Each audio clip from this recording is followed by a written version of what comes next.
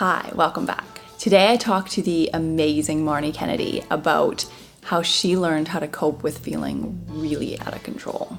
You end up lying in bed at night and then in the morning you're like, well, why am I going to get up? It just feels relentless. When I was a teenager, I thought psychology was so boring.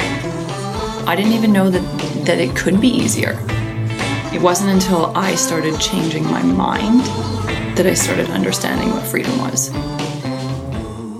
So I rode over to Bondi Beach and had this amazing chat with Marny about how she used to feel out of control and what she did about it. So Marny's mom ran a dance studio when she was young, and she became an actress when she was a kid. That was obviously really exciting, to be like famous and to be in this really cool career when you're so young. But it was also hard for her in a lot of ways.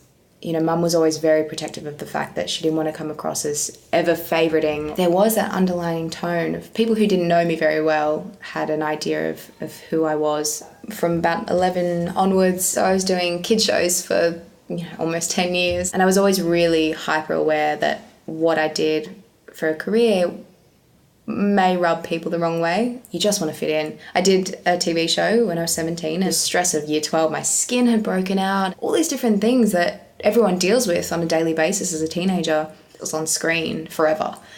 And so that created a real fear around my passion. I was so frightened to get back in front of a camera and show who I really am. So her mind was trying to figure out how to deal with the hard stuff. Because she didn't really understand what was happening, her brain started going in this downward spiral. I moved over to LA for my career, and I hadn't sorted out my stuff. I hadn't been working for a really long time, and I felt really disjointed, and I'd lost a sense of who I was. I didn't want people to sort of think I thought I was better than anyone or anything like that, because it was ingrained in me as a kid. I had a feeling of depression and anxiety around my work, and on a subconscious level, I was doing things to self-sabotage.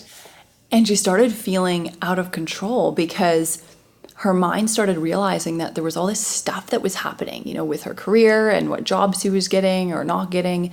And she couldn't do anything about that. She had no control over it.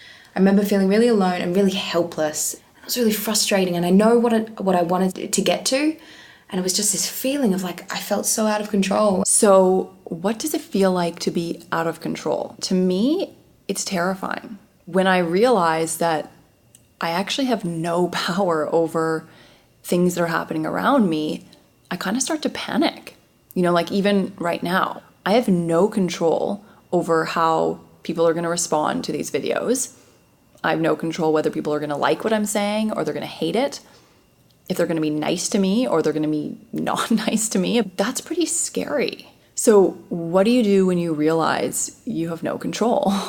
What my mind wants to do is figure out something that I can control.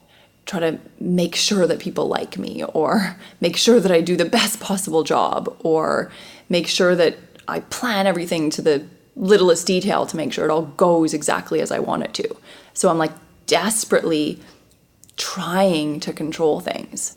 And Marny did the exact same thing. Just the ways I tried to control the situation. And it was this weird internal battle of my brain was we're here, we're doing this thing. And of course I wanted something to fix it, I guess. And I thought that it all depended on getting that role, getting that thing. So because Marny didn't realize yet that she can't control any of those things around her, she was literally just setting herself up for failure.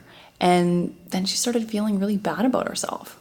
When you are developing this anxiety around a certain goal that you're trying to achieve, the anxiety starts to heighten and heighten and heighten to the point of exhaustion, which is where the depression starts to slip in, and the hopelessness and helplessness starts to come in from this heightened state that you end up lying in bed at night, and then in the morning you're well, why am I going to get up? Because it's a fear built around what you're going to experience with that anxiety during that day, and it just feels relentless. But as soon as she realized what she was doing, she started seeing what she did have control over, how she was reacting, how she was feeling about herself, how she was thinking, what her priorities were.